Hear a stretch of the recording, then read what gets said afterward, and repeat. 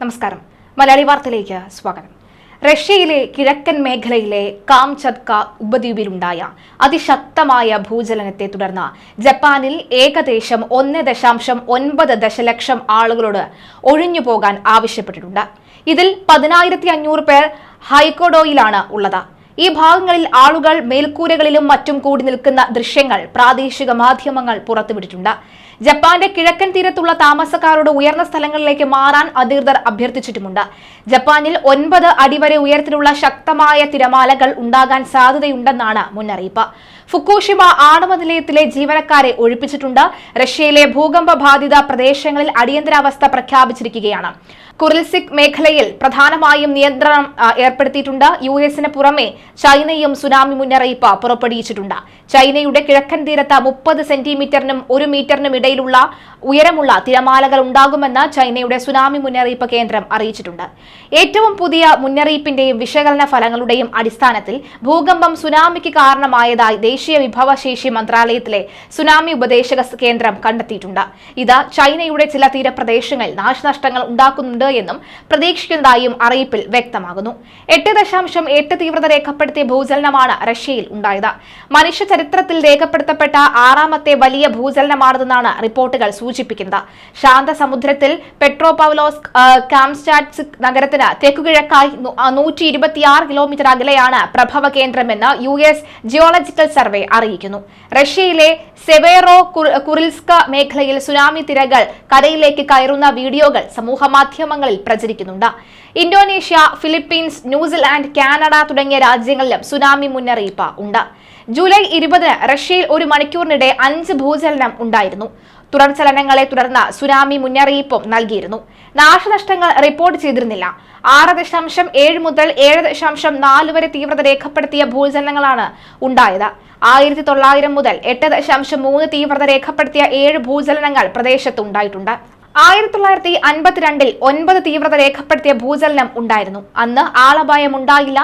ഭൂമികുലുക്കം പൊതുവിൽ പ്രവചിക്കാൻ ബുദ്ധിമുട്ടാണെങ്കിലും അടുത്തടുത്തുണ്ടാകുന്ന ചെറിയ ഭൂമികുലുക്കങ്ങളും നമ്മൾ ശ്രദ്ധിക്കണമെന്ന് മുരളി തുമാരകുടി അറിയിക്കുന്നു. റഷ്യയിലെ ഭൂമികുലുക്കത്തിന്റെ പശ്ചാത്തലത്തിലാണ് അദ്ദേഹത്തിന്റെ വാക്കുകൾ.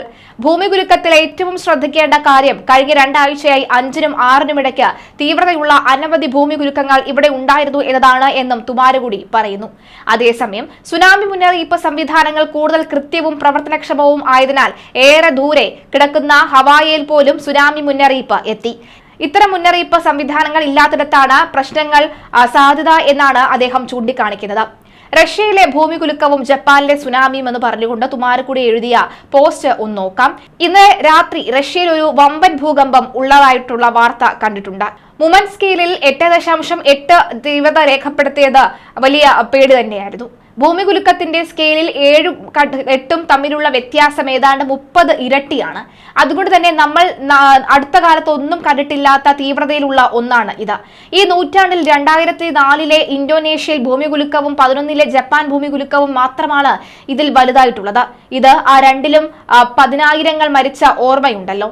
നഗരങ്ങളിലോ ഏറെയാൾ പാർപ്പുള്ള പ്രദേശങ്ങളിലോ അല്ല ഇത് സംഭവിച്ചത്. അതുകൊണ്ട് തന്നെ ഭൂകമ്പത്തിലെ കെട്ടിടങ്ങൾ തകർന്നുള്ള മരണം ഭൂകമ്പത്തിന്റെ തീവ്രത അനുസരിച്ച് നോക്കുമ്പോൾ അത്ര വലുതായിരിക്കില്ല. നല്ല കാര്യം. പക്ഷേ ഇത് ഉയർത്തിവിടുന്ന സുനാമി അടുത്ത മണിക്കൂറുകളിൽ പസഫിക്കിൽ ആകെ പടരും. ഇപ്പോൾ തന്നെ ജപ്പാന്റെ വടക്കുഭാഗത്ത് എത്തിക്കഴിഞ്ഞു. പക്ഷേ സുനാമി മുന്നറിയിപ്പ് സംവിധാനങ്ങൾ കൂടുതൽ കൃത്യവും പ്രവർത്തനക്ഷമവുമായതിനാൽ ഏറെ ദൂരെ കിടക്കുന്ന ഹവായിയിൽ പോലും സുനാമി മുന്നറിയിപ്പ് എത്തി. ആളുകൾ ഉയരങ്ങളിലേക്ക് മാറുന്നു. മുന്നറിയിപ്പ് ലഭിച്ചിട്ടുള്ളവർ ഉയർന്ന പ്രദേശങ്ങളിലേക്ക് മാറുന്നതിനാൽ ഈ ഭൂമികുലുക്കത്തിൽ വലിയ ആൾനാശം ഉണ്ടാകില്ല എന്ന് കരുതാം. വേണ്ടത്ര മുന്നറിയിപ്പ് സംവിധാനങ്ങൾ ഇല്ലാത്ത ദ്വീപുകളിലാണ് അപായ സാധ്യത കൂടുതൽ.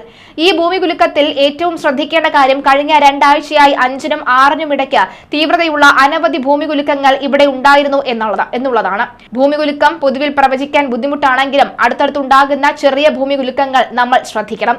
എന്തായാലും നിലവിലെ സാഹചര്യത്തിൽ ഭൂമികുലുക്കവുമായി ബന്ധപ്പെട്ട ശക്തമായ റിപ്പോർട്ടുകൾ തന്നെയാണ് പുറത്തു വന്നുകൊണ്ടിരിക്കുന്നത്.